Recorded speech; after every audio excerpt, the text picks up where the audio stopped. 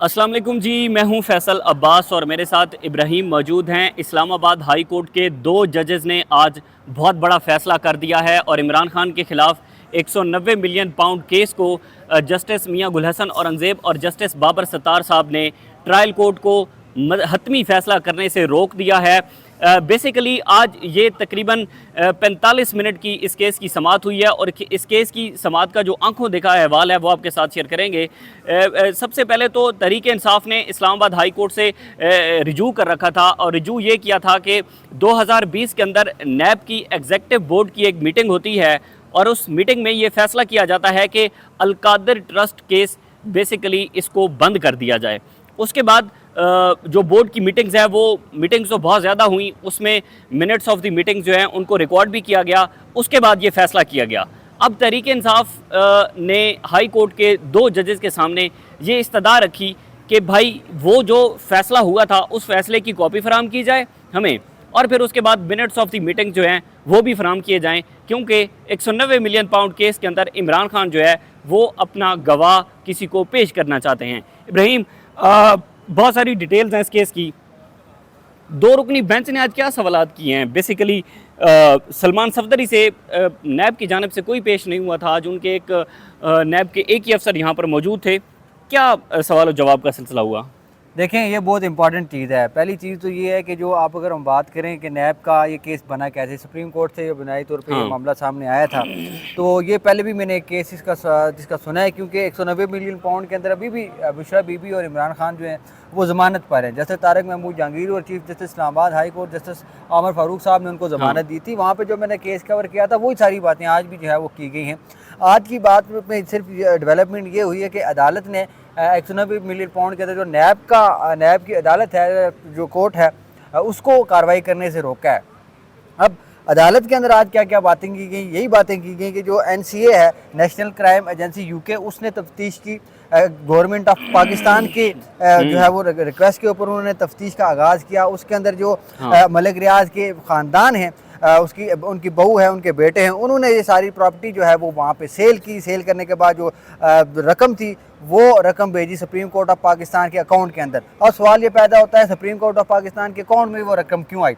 वो इस वजह से आई क्योंकि NCA जो था उसकी जो प्राइवेट डील हुई वो हुई जनाब मलिक रियाज फैमिली के साथ, उनकी फैमिली के साथ। जिस वक्त वो डील हुई उसके बाद NCA की तरफ से गवर्नमेंट ऑफ पाकिस्तान को ये कहा गया कि हम आपको ये पैसे देंगे, लेकिन हमारी शर्त ये है कि आप इसको कॉन्फिडेंशियल डीड जो है वो उसको तस्वर किया जाए, उसको कॉन्फिडेंशियल जो है वो एग्रीमेंट को कॉन्फिडेंशियल रखा जाए और तस्वर किया जाए, और साथ हमें कुछ डेजिग्नेटेड अकाउंट जो है वो हमारे साथ शेयर किया जाए जिसके अंदर हम ये रकम जो है वो रिकवर करके आपको भेजेंगे। उस सिलसिले में सुप्रीम कोर्ट ऑफ पाकिस्तान के चीफ जस्टिस साकिब निसार साहब, उनकी तरफ से या उनको रिक्वेस्ट की गई, इस वजह से जो रजिस्ट्रार सुप्रीम कोर्ट थे उनका जो अकाउंट नंबर था वो भेजा गया NCA को। NCA ने वहाँ से वो ट्रांसफ़र जो है वो की। ये बारगेनिंग जो बुनियादी तौर पर ये की गई तो वो ये था कि 190 मिलियन पाउंड की वहाँ से पैसे दिए गए कि मलिक रियाज ने, उसके बाद 428 अरब रुपये जो थे उसका बार्गेनिंग की गई। उनको जो है वो टैक्सेस के अंदर कहा गया जी आपने ये इतने साल के अंदर पैसे देने।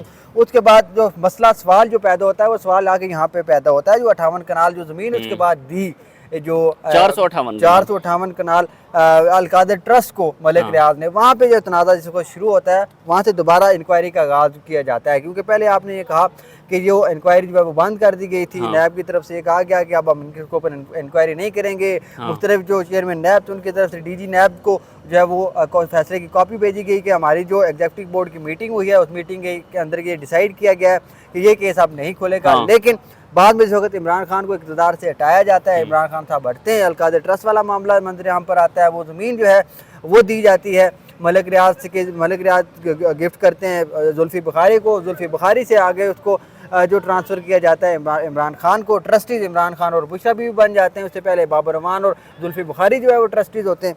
अब ये सारा मामला जो है वो आ जाता है हाई कोर्ट के ट्रायल कोर्ट के अंदर, वहाँ पे केस चलता है। ट्रायल कोर्ट के अंदर फिर ये एक जिस वक्त जो गवाह है 35 नंबर जो PW35 है, वो जिस वक्त अपने आके उसके से जिरा का आगाज़ किया जाता है वो आके एक्सेप्ट करता है ये तो इंक्वायरी जो है ये तो बंद हो गई थी।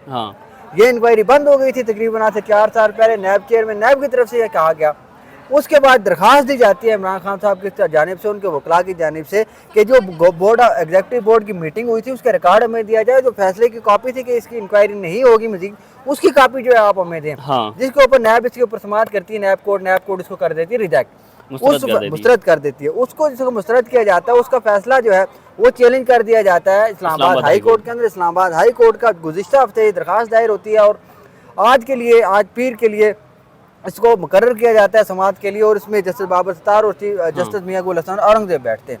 इस दरख्वास्त के अंदर भी वही सारी बातें ज़मीनों के हवाले से बताई जाती हैं, लेकिन मेन चीज़ इसमें आगे ये कहा जाता है जस्टिस सलमान सफदर साहब की जानिब से कि हमने दरख्वास्त दायर की कि जो एग्जीक्यूटिव बोर्ड की मीटिंग है वो हमें दी जाए, उसके रिकॉर्ड हमें दिया जाए, लेकिन नैब की कोर्ट की तरफ से उसको रिजेक्ट अच्छा, कर दिया जाता है। उसमें असल एक ये भी बात है कि इस वक्त नैब कोर्ट के अंदर जो केस का स्टेटस है वो बहुत ही अहमियत का हामिल है, वो बहुत ही ज़रूरी है। तहरीक इंसाफ के वकला ज़ाहिर है ये चाहते हैं कि 190 मिलियन पाउंड केस में इमरान खान को इतनी ज़्यादा जल्दी सज़ा ना हो, मतलब उसे अल्तवा का शिकार करना चाहते हैं, इसमें कोई शक नहीं है।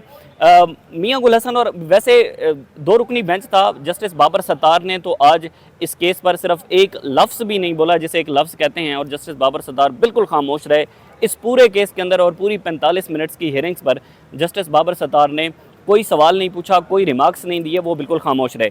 लेकिन जस्टिस मियां गुल हसन औरंगजेब ने एक सवाल ज़रूर पूछा उससे, सलमान सफदर साहब से। उन्होंने ये कहा कि केस के यानी कि जिरा हो रही है गवाहों के ऊपर और क्रॉस एग्जामिन हो रहा है, केस के इस स्टेटस पर आकर क्या ख्याल आया तहरीक इंसाफ को कि जनाब 2020 के अंदर एक फ़ैसला हुआ था और उस फैसले में जो है वो यहाँ पर इस केस को बंद करने के हवाले से फ़ैसला किया गया था और उसकी कॉपी तमाम डीजीज़ नैब को भिजवाई गई थी।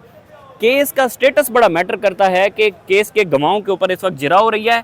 अच्छा, इसमें इंटरेस्टिंग चीज़ एक और भी है कि वैसे तो हाई कोर्ट के दो रुकनी बेंच ने बुध तक रोका है, ठीक है, और कल यानी कि मंगल के रोज़ तक जो नासिर जावेद राना हैं एहतसाब अदालत के जज, उन्होंने इमरान खान को के वकला को आखिरी मौका दे रखा है। आखिरी मौका ये दे रखा है कि भाई आप अपने वकला को लेकर आएँ, वो जिरा करें नैब के तफ्तीशी अफसर पर। अगर वो नहीं आते तो फिर इस केस का हाल सेम साइफर केस जैसा होगा, जैसे साइफर केस के अंदर बानी पीटीआई के जो वकला हैं वो कुछ देर से पहुंचे और उन्होंने फिर स्टेट कौंसल मुकर्रर कर दिए। केस का स्टेटस बहुत मैटर करता है। कल की समाअत जो अडयाला जेल के अंदर है वो बड़ी अहमियत की हामिल है, क्योंकि उसमें आखिरी मौका दे रखा है जज नासिर जावेद राना साहब ने, और दूसरी जानिब हतमी फैसला करने से इस्लामाबाद हाई कोर्ट ने रोका है। कार्रवाई चलती रहेगी। देखें, पहले तो उन्होंने कार्रवाई से रोका उन्होंने कहा जी कि आप हम इसको रोक लें, लेकिन बाद में सलमान सफदर साहब की तरफ से इंटरप्ट किया गया। आखिर पे उन्होंने कहा जी कि फलां पेज देख लें। उसके ऊपर अदालत ने कहा चलिए हम इनको फैसला करने से रोक देते हैं। अब बड़ी इंपॉर्टेंट चीज़ है, जिस तरह आपने बात किया ना कि इनको कहा गया कि आपको अचानक कैसे ख्याल आया केस का जो चल रहा है ऐसे स्टेज के ऊपर। वहाँ पे सलमान सफदर साहब ने कहा कि हमें ज़ाहिर है पता ही वहाँ पे गवाह के जिरा के दौरान में पता चला, जिसको उसने बयान रिकॉर्ड करवाया, जो 35 आखिरी गवाह था जो उसके दौरान हमें उन्होंने बल्कि टाइम पीरियड बताया कि 3 हफ्ते के करीब हमें वक्त हुआ है मुझे इसके बारे में जानते हुए। इस वजह से हमने नैब कोर्ट में दरख्वास्त दायर की, नैब कोर्ट ने इसके ऊपर फैसला किया। ये उसके बाद जाके हमने आके इसको यहाँ पे चैलेंज किया है। ये इसका जवाब उन्होंने दे दिया। एक और मैं आपको दिलचस्प बात बताऊँ, 8 अगस्त 2023 को एक दरख्वास्त इस्लामाबाद हाई कोर्ट के अंदर आती है। उस दरख्वास्त के अंदर ये रिक्वेस्ट की जाती है अलकादर ट्रस्ट यूनिवर्सिटी की जानिब से कि जो नया एक्ट बना है 2020 चैरिटी एक्ट जो है 2020 इस्लामाबाद की जो रजिस्ट्रेशन है उसके थ्रू जो है वो अलकादर ट्रस्ट को रजिस्टर्ड किया जाए ताकि वो अपने फ़ंड जो है वो इकट्ठे कर सके। इसके बाद जो बोर्ड मुतल्लिका जो अफसर थी उज़मा नामी उनका नाम था, डायरेक्टर डीजी, उनको रिक्वेस्ट दी जाती है लेकिन वो उसके ऊपर कोई फैसला नहीं करती। उस पर फैसला ना करने के खिलाफ जो है दरख्वास्त आती है इस्लामाबाद हाई कोर्ट के अंदर। जस्टिस मियां गुल हसन औरंगजेब उस केस की समाअत करते हैं। बाद में नोटिस दिया जाता है उस फलां उसी वेलफेयर ट्रस्ट सोसाइटी को कि आप इसके ऊपर जवाब दें। वो उस दरख्वास्त को रिजेक्ट कर देते हैं। उसके बाद दोबारा जो है दरख्वास्त दायर की जाती है कमिश्नर रावलपिंडी, कमिश्नर इस्लामाबाद के खिलाफ। उनको ये कहा जाता है कि उसके ऊपर जवाब दें, वो क्यों इसके ऊपर रजिस्टर नहीं कर रहे। उसका जवाब आता है जी कि नैब के अंदर क्योंकि 190 मिलियन पाउंड का हवाला दे के कहा जाता है इस मुतल्लिक जो अलकादर ट्रस्ट है इस मुतल्लिक केस जो है वो रजिस्टर्ड है नैब के अंदर। नैब इसके ऊपर इंक्वायरी कर रही है, लिहाजा इस वजह से हम इसके ऊपर जवाब और इसको रजिस्टर्ड नहीं कर रहे। उस हवाले से जो अलकादर ट्रस्ट के जो वकील हैं उनकी तरफ से जो है वो कहा गया कि आप इनको नैब की दरख्वास्त दी गई उनके खिलाफ, और नैब को नोटिस जारी किए गए, उसको तकरीबन 3 से 4 माह हो चुके हैं। वो दरख्वास्त अभी तक वो केस अभी तक जो है वो समाज के लिए मुकर्रर नहीं हुआ। अब जस्टिस मियां गुल हसन अब रिलेटेड को ये कह रहा हूँ, क्योंकि जस्टिस मियां गुल हसन औरंगजेब की तरफ से ये पूछा गया कि अल कादिर ट्रस्ट यूनिवर्सिटी जो है क्या वो फंक्शनल है, वो क्या वो चल रही है। एग्जैक्टली मैं इसी सवाल की तरफ आने वाला था। ये बड़ा इंटरेस्टिंग सवाल था कि जस्टिस मियां गुल हसन औरंगजेब ने कहा सलमान सफदर साहब से कि यूनिवर्सिटी अभी फंक्शनल है, उसमें स्टूडेंट्स पढ़ रहे हैं। बिल्कुल पढ़ रहे हैं, क्योंकि जो पहला जिसमें जमानत हुई थी, जिस केस के अंदर जमानत की दरखास्त थी, उसमें बताया गया था 112 या 120 के करीब जो बच्चे वहाँ पे मुफ्त तालीम हासिल कर रहे हैं। लेकिन जो अल कादिर ट्रस्ट का केस दूसरे वाला है, रजिस्ट्रेशन वाला, उसके अंदर जो उनके वकील उनकी तरफ से ये कहा जाता है कि हमारे पास पैसे नहीं है कि हम अपने जो स्टूडेंट्स हैं उनको पढ़ा सकें, उनको फैसिलिटेट कर सकें, और जो हमारे प्रोफेसर हैं उनको तनख्वाह दे सकें। लिहाजा दरख्वास्त गुजार की तरफ से बारहा जस्टिस मियां गुल हसन औरंगजेब को कहा गया कि आप इसको फैसला करें, कुछ करवाएं। लेकिन मियां गुल साहब को 3 महीने हो गए, ये बड़ा अहमियत का अमल है ये मामला, कि 3 महीने हो गए। जून के अंदर आखिरी समाअत हुई थी, 3 महीने हो गए, अभी तक जो है वो नैब की तरफ से ना जवाब आया, ना समाअत के लिए मजीद आगे कहीं मुकर्रर किया गया है। अभी ये केस मुकर्रर भी नहीं किया गया, और ये केस जो है दूसरी तरफ से नैब के अंदर भी ये चल रहा है। अब नैब की तरफ से जवाब, उस केस में भी जवाब देना चाहिए। नैब भी देगा, कमिश्नर इस्लामाबाद भी देंगे जवाब कि वो केस किस मुतल्लिक है, किस बिल्कुल ये अच्छा, ये बहुत ही अहमियत का हामिल था। और कल जो अडयाला जेल के अंदर समाअत होनी है वो भी बड़ी इंपॉर्टेंट है। लेकिन यहाँ पर अगर नैब की क्रेडिबिलिटी की बात की जाए तो मेरे ख्याल में एक स्याह धब्बा है नैब इस टोटल जो रियासत पाकिस्तान है और पाकिस्तान के ऊपर, क्योंकि जब भी किसी को सियासी इंतकाम का निशाना बनाया जाता है तो फिर उस सबसे पहले जो है वो नैब को मुतहरिक किया जाता है। और नैब नहीं देखता कि यही नैब था जिसने 2020 के अंदर अल कादिर ट्रस्ट का केस जो है वो उसकी इंक्वायरी बंद कर दी थी। अब वही नैब है जो कि इस केस में खुद पार्टी बना हुआ है, और वो नैब इमरान खान को इस केस में सजा दिलवाना चाहता है। मजे की बात एक और चीज़ मैं आपको बताऊं कि इसमें यह है कि जो जस्टिस मियां गुल हसन औरंगजेब की तारीफ साहब की जानिब से गुज़िश्ता समाअत के ऊपर जो दूसरा केस लगा हुआ है, काल आप नोटिस वाला, तोशाखाना 2 वाला, उसके अंदर 2 दफ़ा ये बातें की गई कि नैब कब ये साबित करेगा कि वो एक आज़ाद इदारा है और उनका जो कंडक्ट है वो बिल्कुल साफ शफाफ है, एक आज़ाद इदारे की तरह आज़ाद इदारा है। और दूसरा ये कि नैब को अब ये साबित करना होगा कि अब वो किसी के खिलाफ जो है वो सियासी लोगों के हाथों या सियासतदानों के हाथों जो सियासी तौर पर अलाकार के तौर पर इस्तेमाल नहीं हो रहा। ये नैब को साबित करना ये बड़े इंपॉर्टेंट रिमार्क से। बहरहाल यहाँ से जुड़ी जो भी तफसीलात होंगी हम आपके साथ शेयर करते रहेंगे। मुझे और इब्राहिम को इजाज़त दीजिए। अल्लाह हाफ़िज़।